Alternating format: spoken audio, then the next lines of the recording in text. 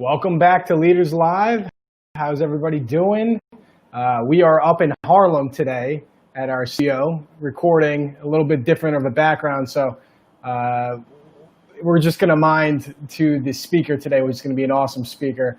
We're going to have a lot of fun talking with Joe Stewart, partner of Work & Co. Before we get to Joe, we're going to move over to Mike Mara, who's our sponsoring partner with Entre. Mike. Hey, Charlie. Excited for another episode of Leaders Live, and I think you're going to have a great interview with Joe. I think his company's doing some really cool stuff, and I'm excited to hear his whole story and how he started everything. If people aren't familiar with Entre, we're a social network for entrepreneurs.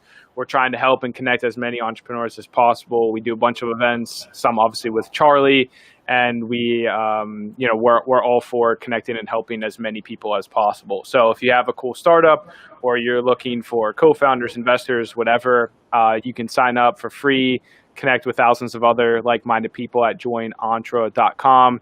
I'll be sticking around in the background. If you guys have questions, feel free to drop them in the comments. If you're watching on LinkedIn, YouTube, Twitter, wherever it is that you're watching, drop some comments, ask some questions for Joe, and then we'll do a Q&A at the end. So thanks so much, and back over to you, Charlie.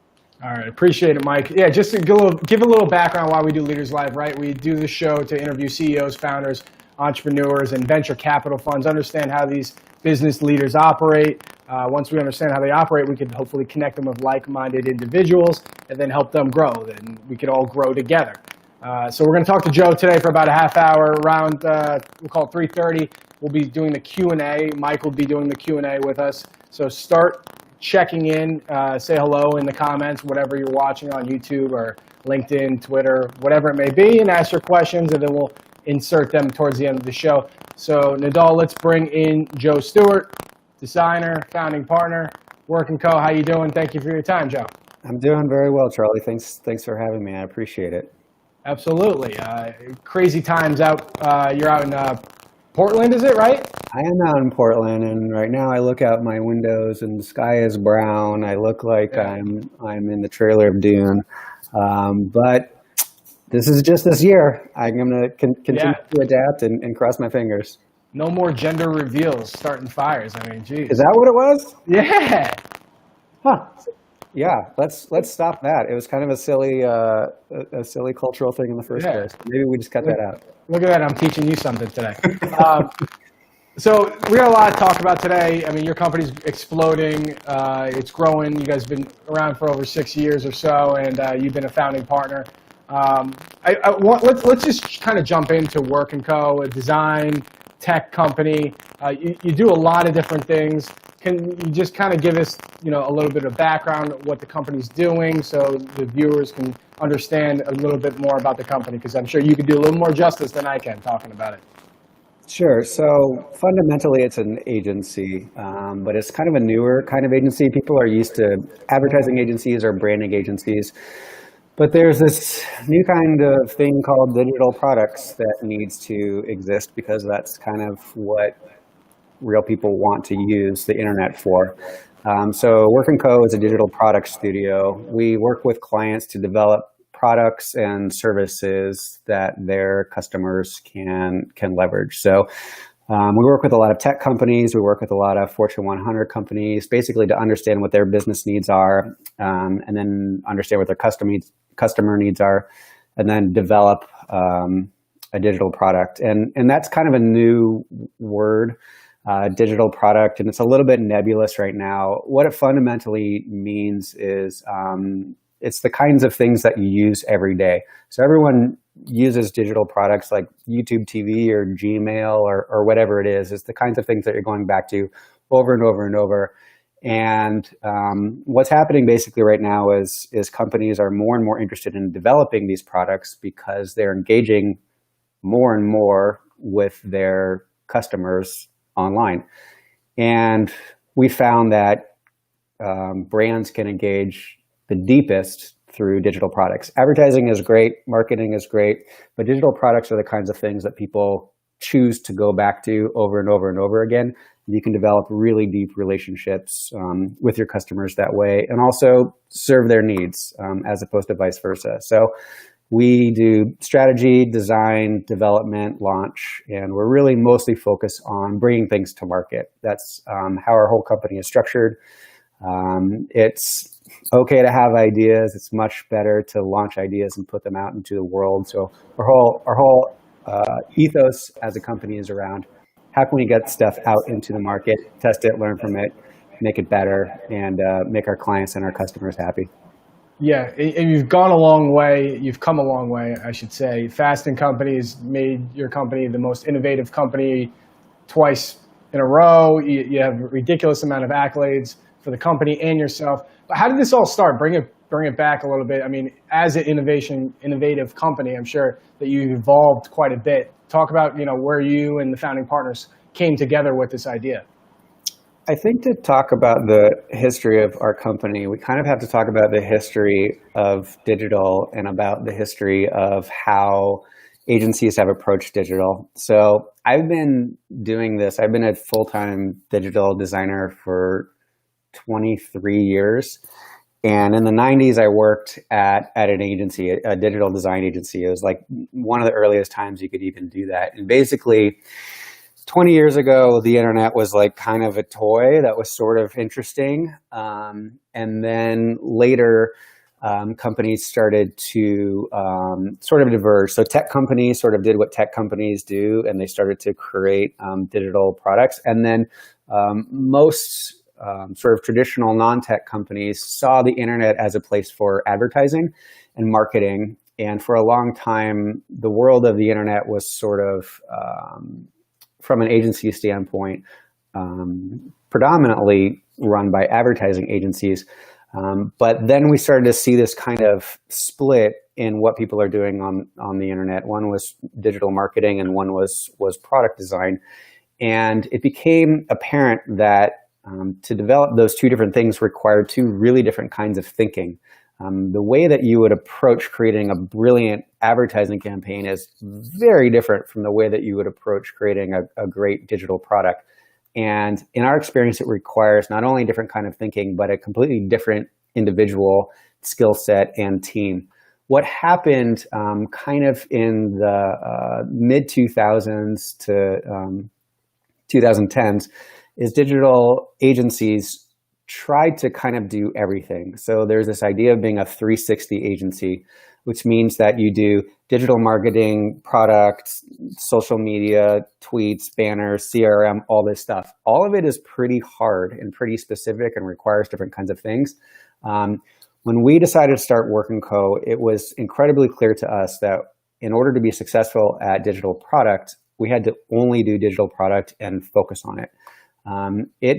It's hard enough as it is, and to try to juggle 11 different balls, we just didn't think was possible. We didn't think it would be physically possible to be great at 10 things, and instead of being okay at 10 things, we decided to be really great at one thing, which is just that. So the 5 founders were actually working at one of these kind of 360 agencies, but our hearts were always in just product. So the 5 of us left to start Work & Co., and we're lucky enough that the market was ready for it. We started initially working with tech companies who are kind of used to the model that we work under, highly elevating technology, going straight to prototypes, trying to launch products really quickly. And then Fortune 100 companies a couple of years later kind of started to catch on that this was an appropriate model for them to be able to launch stuff. So it was really just seeing that this little niche of the internet is really specialized and requires a special kind of company. And we were sort of forced to open the company basically because it's still our opinion that it's impossible to do what we're doing at the level that we're doing at within a larger agency profile. Right. And I mean, you talked about starting with tech companies, moving on to the Fortune 100 companies. I think Virgin was one of the key clients that you brought on. And to give a little insight, I think you built out the website, the app, you even created the logo, you helped out with all of that just to wrap your mind around the digital product that you worked on. When you're doing something like that and you're putting together it's not a campaign, but this process, what is what does that look like for you? I know you're working with, a team and you're trying to be very maneuverable, but what's that process look like when you take on a big client like that? Sure. So it all still boils down to a couple fundamental questions. All of our engagements, at the end of the day, are pretty simple, and there's a couple ingredients. One is understanding what the business need is. So what is our client trying to do from a financial standpoint? That's kind of like the backdrop. But the way that we tackle it is through the lens of what does their customer want.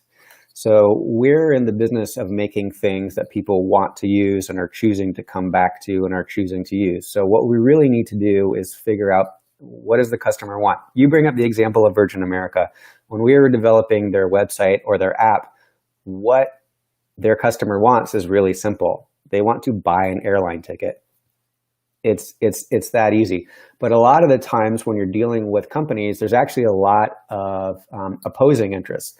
Do they want to do this, do this, do this, do this? And really what we try to do is boil down what are the key things that a customer wants to do, and how is that going to help the client's bottom line. So there's our hypothesis with Virgin that if we can focus on making buying tickets extremely easy and fast, they'll sell more tickets, and thus it'll be better for their business. So once we come up with that basic theory, which sounds incredibly simple, but as we all know, simple things are pretty hard.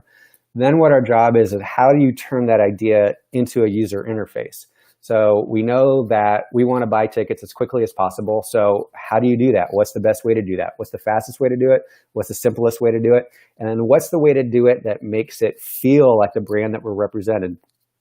Virgin, again, is different from like a Delta or an Alaska. They were sort of cheeky, a little more techy. There's a little bit of a wink in the way that they did things. So the user interface that we developed needed to also bring that across. So if we can figure out what's good for the business, what's good for the customer, and then make it feel like the brand, we're in business. And that's really a combination of design and technology really becoming the same thing.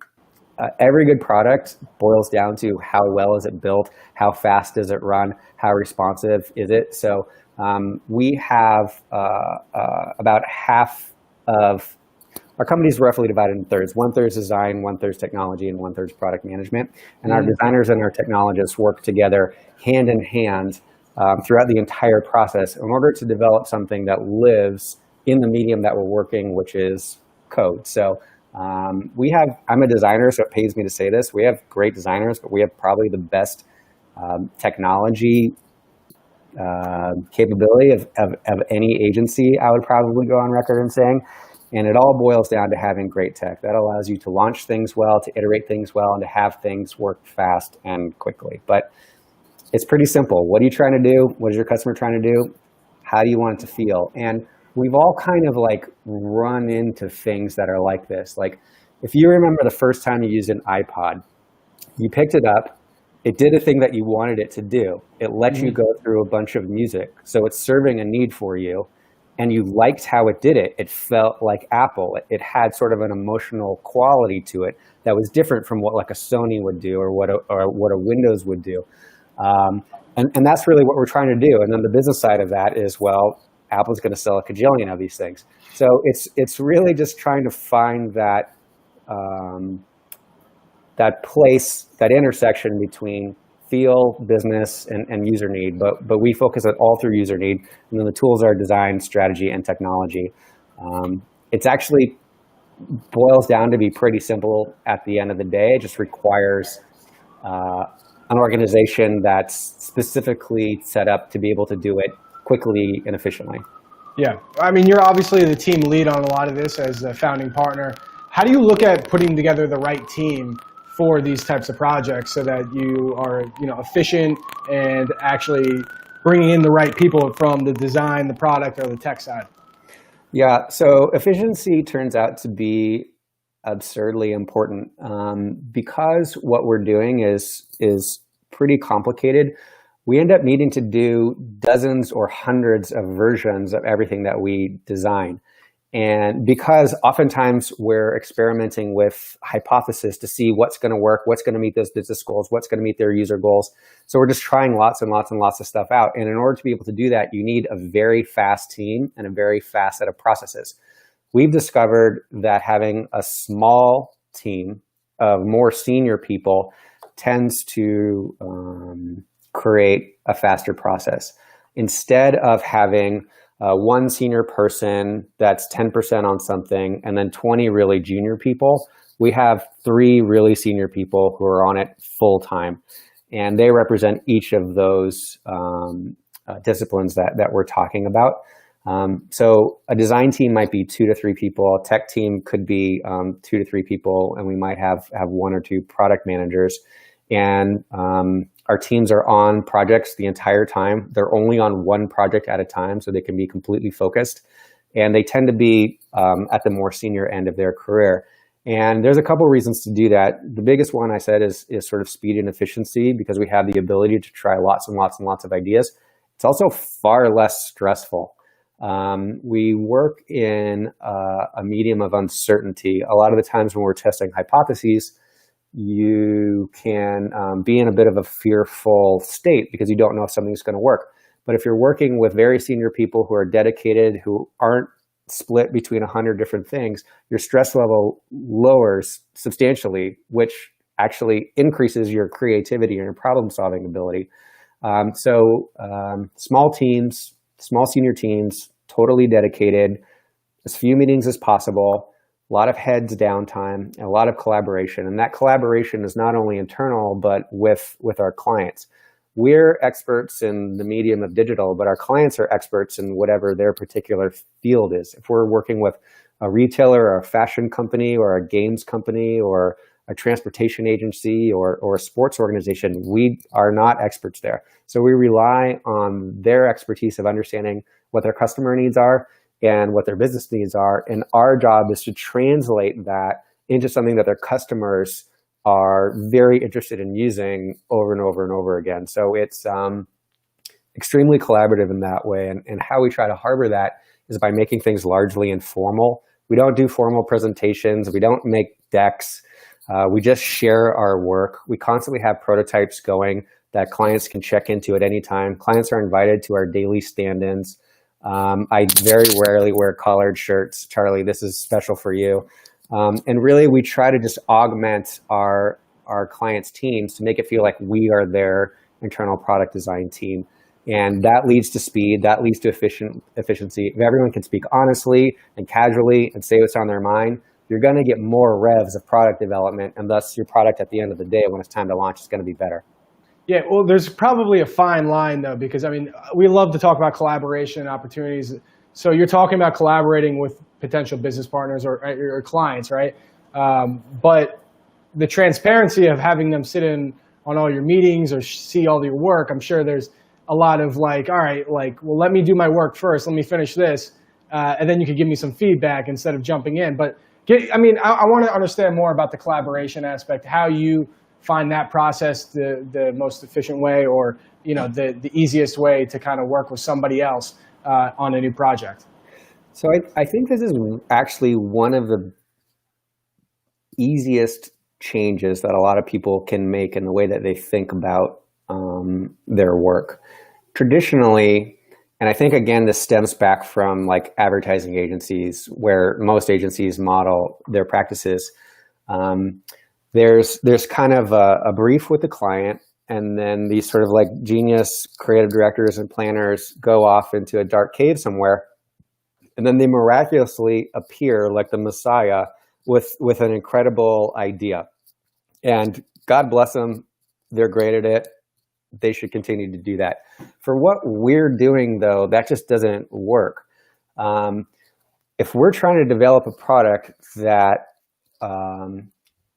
real people instantly know how to use and how to interface with, and is doing something that they want, we'll use that same example of, I just want to buy an airline ticket. It is 1,000 times easier and faster to instantly put all of your cards on the table and show the client exactly what you're doing. Because if they don't understand it, then the customer's not going to understand it. there's no real need to hide what we're doing. So we use design software that allows our clients to literally be in our design files as we're working on them. We don't really make presentations. We make prototypes, and the clients are just literally playing with prototypes to understand what's going to work and what's not going to work. We don't have the luxury of creating like a TV commercial where everything is perfectly packaged and we present something to someone and we know exactly what it's going to be. Our end user is going to pick up our app and do whatever they want with it. And if they don't know how to do something instantly, then we failed. So in order to expedite getting to that place, the curtain's completely down. And it just leads to brutal honesty of what's really going to work and what's really not going to work. And where that always tends to lead is simplicity. If you make things really simple, but also joyful, let's say, is the brand feel that we're trying to go to, you're going to find something that works. So if you are on day one showing your client exactly what you're doing, on day one, they might say, oh, you're strategically off, let's do something else. And then you've only wasted one day. If you wait for 3 weeks before you show your client something and you find that you're off, you've wasted nothing. Also, there's this incredible freedom of, if you're constantly showing your client stuff, they are owners of what you're doing and they're true collaborators and they're really making changes day to day. There's a true co-ownership there. And it just makes things way, way, way, way, way faster. There's also this other thing, and this is for the designers out there. If you wait for 3-4 weeks to show your client something, their expectations are going to be through the roof. If you show them something on day 2, they're going to know it's not going to be polished, but the idea still might be there, and they'll be able to evaluate the idea, even if it's in a rough form, and see if the idea is good. And that's always what you need first. You need an idea, a product strategy that's going to make sense, and then you can make it beautiful and make the kerning lovely and pick the right colors. But if you allow your client to focus on what that core idea is in a rough state, and it still works in a rough state, you probably have a good idea. So we do a lot of very low fidelity prototyping, just gray boxes moving around. And if it works then, it's going to work in version 100. So lowering those stakes allows much faster collaboration, much more iterations, and you'll get closer and closer and closer to a final product before you launch than if you have these, 3 or 4 week cycles where you're only seeing designs monthly. You should be seeing. I was going to say the satisfaction of your work is probably higher too, because they feel like they had a little bit more input and then they got to, have some say in whatever you're doing. So, they did. Well, yeah, they did. The ownership of it. Yeah.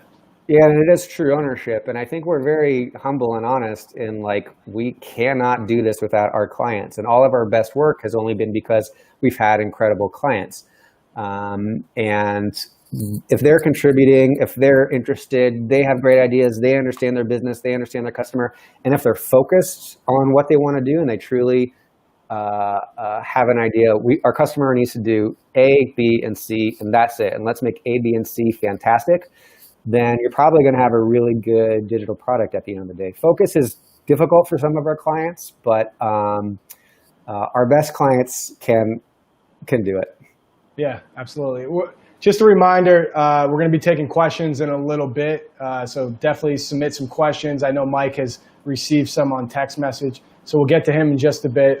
Questions for Joe, one of the top creators in the country, I would say.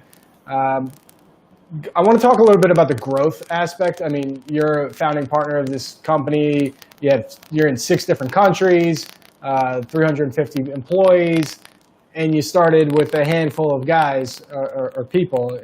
So, how did you look at that, and how did you kind of grow the team, grow the business? And again, we have a group of entrepreneurs on here from the Entre Network too. So probably a lot in the startup phase, hoping to get to your size. So if you could give any words of encouragement and ideas on tips and tricks how to get there, it'd be great. I think there's a few things there to unpack. The first was, I think there are 5 co-founders at Work & Co. Yep. And all of us had known each other for a long time and had worked together for a long time. And I think that was incredibly important to our success because Everybody has things that they do well, and everyone has like annoying things that you hate about them. Everybody.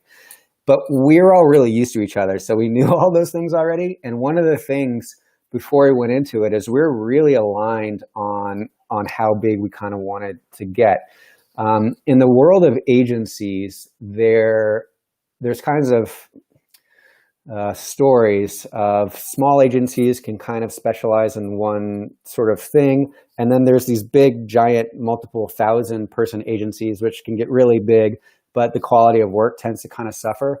Our goal always was to be medium size, and medium size for our world. Right now, we're a little under 400. Maybe we'll get, I don't know, 600 or 700 or something like that. But for us, that's still medium.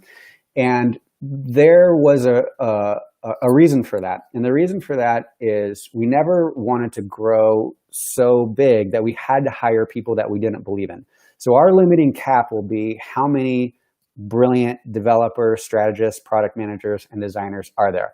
If there's 700, then we're going to be 700 people. If there's 1,000, then we'll be 1,000 people. But that's always the limiting factor. Really, at the end of the day, our business model is finding talented, smart people and giving them a platform to do work that they really love. So that was kind of like the high end of where we wanted to go. Actually, in terms of us getting to 350 or 400, we've deliberately gone incredibly slowly. And for us, this actually feels slow. From some of our past agency experiences, we've seen explosive growth much faster, but the impact that it makes on the internal culture and the quality of work is not worth the financial uptick. So I think all of us are really aligned on making a medium-sized company to have a medium-sized income was totally fine. We've never been optimized for maximizing our gross or just growth for growth's sake. It's actually kind of like detrimental. So what we've tried to do from the beginning is create a really good network of people that we like, people that we think are talented, are interesting, and grow those relationships for years. And what ends up happening is either you're going to end up getting to work with that person at your company, or that person's going to end up being a client of yours. It's an incredibly small world that we work in between digital agencies and then sort of people that hire digital agencies. You see the same people year after year after year.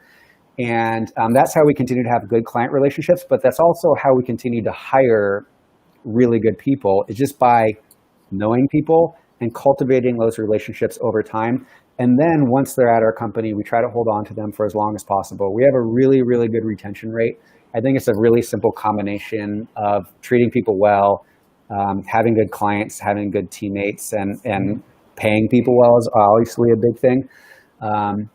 But just trying to know who are all the best people in the world, literally making lists and then just gunning after them year after year after year. And it's a giant part of our job is just finding the best people in the world and trying to give them the tools to do the best work of their career. And that tends to be a compelling offer. Before we get to the questions, which hopefully people are starting to submit right now, I mean, you kind of gave me a little bit of this, but I want to keep going with it. You were talking about the growth, targeting that list of people. We like to talk about networking. Entre is a networking group. And I mean, essentially, you're going out and canvassing, you're networking, and how are you like maintaining that network? How are you growing that network? I mean, you talked a little bit about the growth, but more maintaining those relationships. Obviously, treating people right is a good start, which you're keeping those employees. But how do you look at networking? Is it more about the spray shot, or just focusing on the good talent like you talked about a little bit? So networking is a giant part of all of the partners at Work & Co's job. It literally is our business model, is having incredible people. So I tend to actually schedule times, regular times to just work on networking. And it might not be the sort of typical whiskey and cigar and handshakes and going to talks and that kind of a thing. It's a lot more for us. identifying who's making the work that we love. If you see something and you're like, oh my God, I wish I had made that, which to me is the highest compliment you can possibly pay, figuring out who made it and getting to know them, and just introducing yourself, being incredibly honest, being humble, and showing all your cards from the very beginning tends to work incredibly well for me. And really, there's four outcomes maybe. The best possible outcome is you develop a relationship with someone and you get to hire them. That's the best. Second best is you develop a relationship with someone and you end up making them a client one day, and that's great. Third is you end up just meeting someone super interesting, that's talented, that's inspiring, that you're into. And fourth is maybe they just tell you to go away, and that's okay. You kind of gave it your best, and that works too. But we are big believers in the slow burn. We're on years of hiring certain people. So when we find someone that we like, very often it can take 3 or 4 years to get them. And we're okay with that. We're willing to wait. There aren't that many superstars, and we know who they are. So we just slowly cultivate relationships with them. And it's about checking in and seeing how they're doing and not pressuring anybody. People making moves to want to do business with you, a lot of it's about timing. A lot of it's about what's going on in their personal life, what's going on in their work life, and just being sympathetic to that.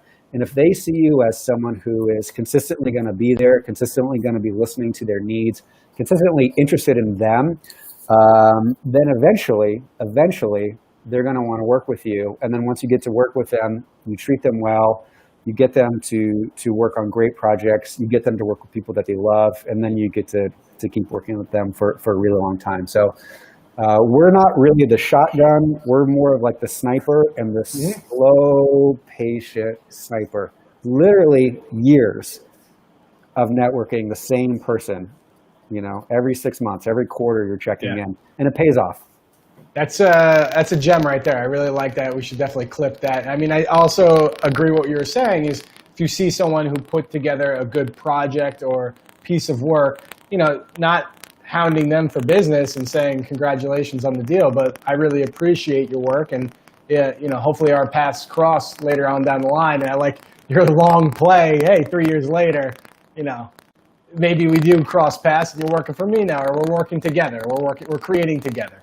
I mean, eventually people make moves. Everybody makes moves at some point, and you want to be on that list when they're ready to make moves, and oftentimes I'm incredibly upfront about it. I can just say, I love your work. I'd love to work with you one day. When you are ready to go somewhere, please let me be on the list of people that you talk to. And I'll just say that outright, and I've gotten exceptionally good results from that. Just being really honest goes a really long way. I think there's a sort of old school mentality of business has to be like Machiavellian and crafty and all that stuff. Like, it's way too much work. It's way too complicated. Just be honest. Tell people what your intentions are. Be nice. Listen, and you'll probably have good results. Yeah, absolutely. Let's bring in Mike and see what type of questions Mike has and any viewers. Mike, how you doing? What's going on? This was great. Joe, you were killing it, man. I really enjoyed this, and I think your company's just so cool, man, for real. And we had a lot of questions come in here, and there were some interesting ones too about how close you work with your clients. So we had a question about, have you seen any drawbacks, like allowing your clients to be so involved with the build process? Is there any situations that have come up with working so tightly with clients because they might steer you down a different direction? Speaking to that, do you have any stories that have come up with that, or I guess any situations that have arisen from working too closely with clients? And do you have any advice for people on how to maybe work with clients a little bit better too? So we have this incredible mechanic that levels the playing field, which in our field is called user testing. And we work incredibly closely with our client because at the end of the day, it doesn't matter what we think, and it doesn't matter what our client thinks. It matters what the user thinks. So if we're working really closely with a client and they think it should be pink and we think it should be purple, we make a pink one and we make a purple one and we put it in front of real users and they tell us that it's going to be pink. And then there you go. And then it's pink and you go forward. If everybody agrees that the user at the end of the day is right and that's what matters, then it doesn't matter who the idea came from. It's not about ego. It's not about the client said this and we said this. The answer is, let's try it all. We can make 1 million prototypes. Let's put them in front of people and see what really works. And that solves every argument that there is let's try it. And my answer always, if a client says something that I disagree with, is let's try it. Because oftentimes they're right. Oftentimes I'm right, but you don't really know. So let's try it. We'll try yours, we'll try ours, we'll put it in front of people. And whatever they say, we all agree that we're going to go with that. So because of that, no, we don't really see clients like tanking projects because the user will always tell you what the truth is. Very interesting. I love that approach, being customer centric. I think that's really good. That's really good stuff. So the other question, and this was kind of related to what you were kind of going through at the end as far as like recruiting, networking, hiring, all of that. You mentioned, some of this stuff. Have you ever, the question is more around like recruiting out of university, college students, internships, that sort of thing. Have you had people that you've worked with kind of from the ground up and built them? Because there's kind of two ways of doing it. Either you find the people with the skill set and hire them and probably might have to pay them more, or find people early on that are quick learners and build them up. Have you done that at all, and how has that worked for you? Yeah, you're kind of hitting the nail on the head. We tend to actually hire kind of at both of those spectrums, either people who are experts or we're going to make our own experts. And we do hire a lot of people either straight out of school or maybe this is their second job or something like that. And mostly what you're looking for is aptitude.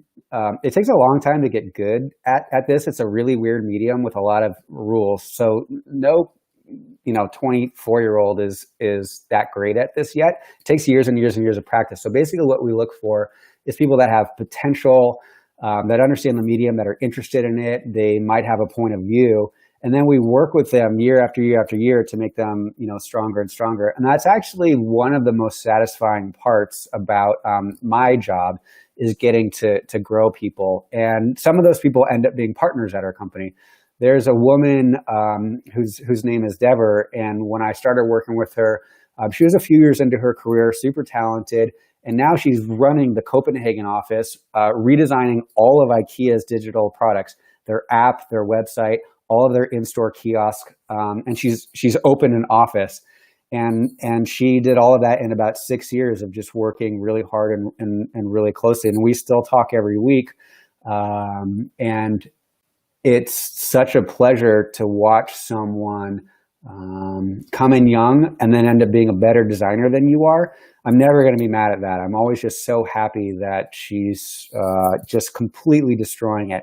And we see that over and over and over again. There's lots of young kids and you just see it. I mean, you can recognize it almost within the first couple months if they're going to be a monster or not.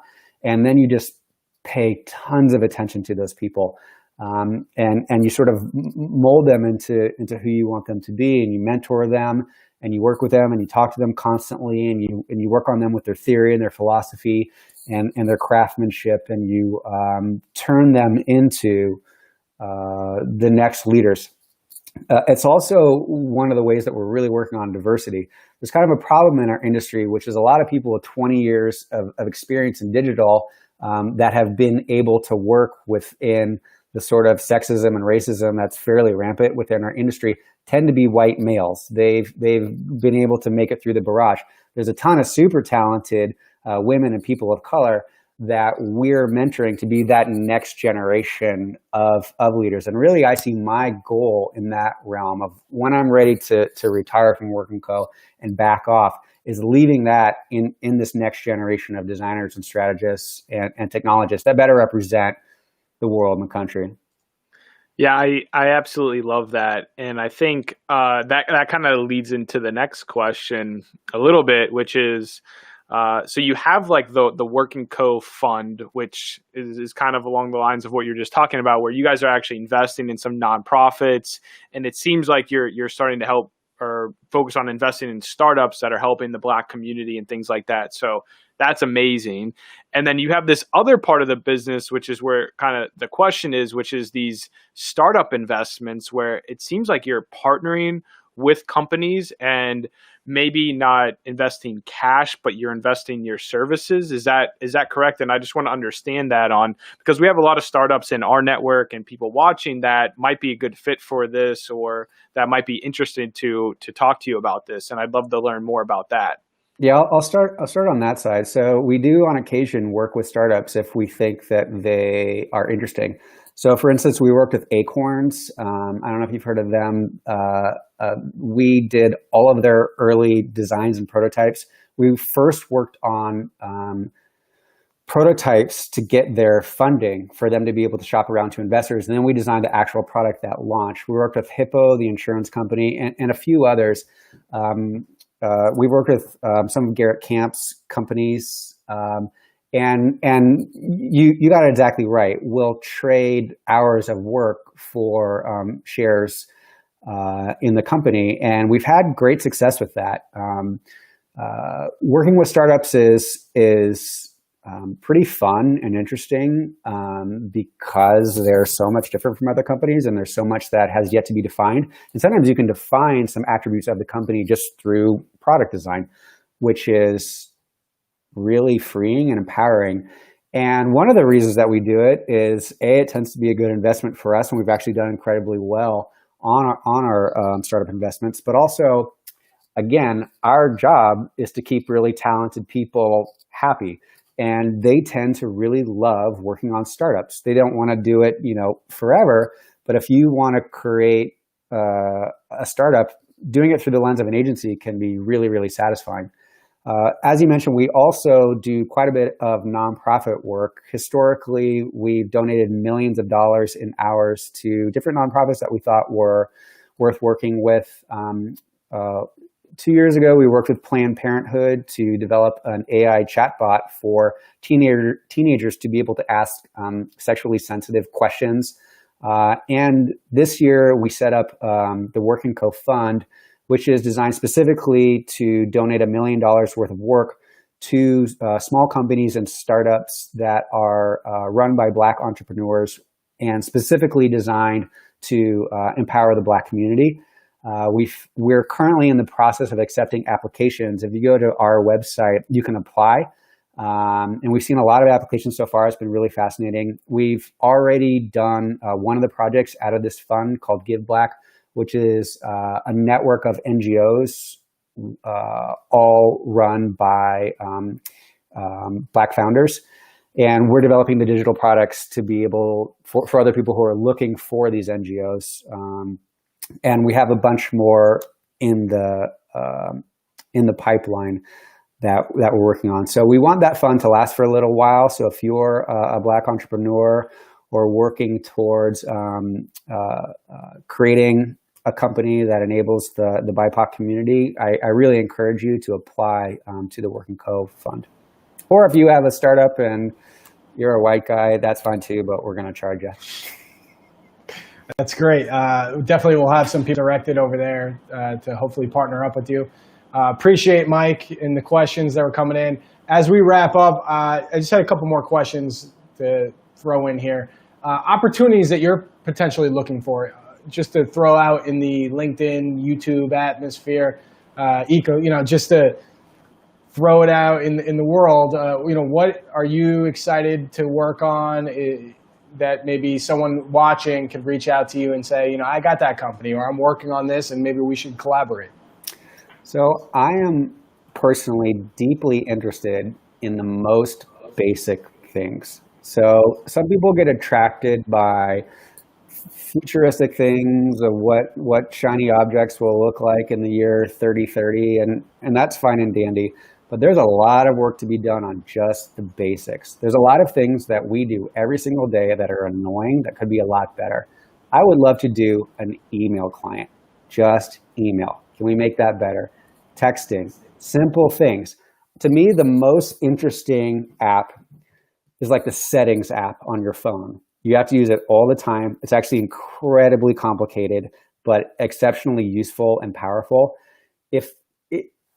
I'm interested in the plumbing and the light switches of the house, the most basic stuff. So think about, what are the things you use 50 times a day, every day, and you don't even really think about it? It's like the hum of the refrigerator. That's the stuff that I am the most passionate about, because that's where you can make a real impact on someone's day-to-day. If you can make a thing 2 seconds faster, if it's a thing that they're doing 100 times a day, like, people are going to switch to that product.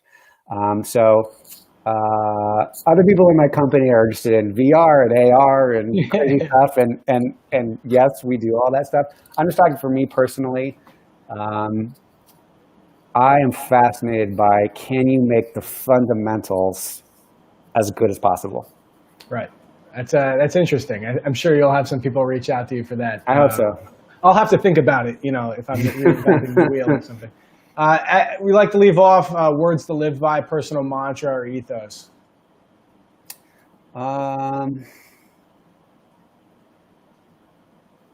It's a very long career. I've been doing this since I was 19. I'm 42.